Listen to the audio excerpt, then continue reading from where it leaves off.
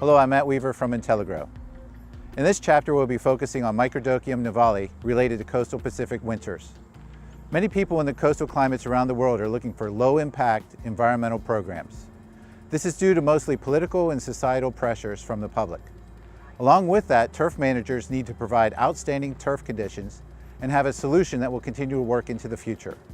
CIVITAS Turf Defense is an OMRI-listed product and has no known resistance issues, ensuring you will have an effective and sustainable control measure into the future.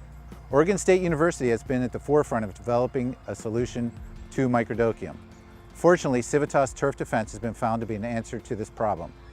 Oregon State University found that by starting a spray program sometime in late September and making applications every 14 days until spring, you can have an excellent disease control and outstanding turf quality, all the while using a sustainable program that consists of OMRI-listed products.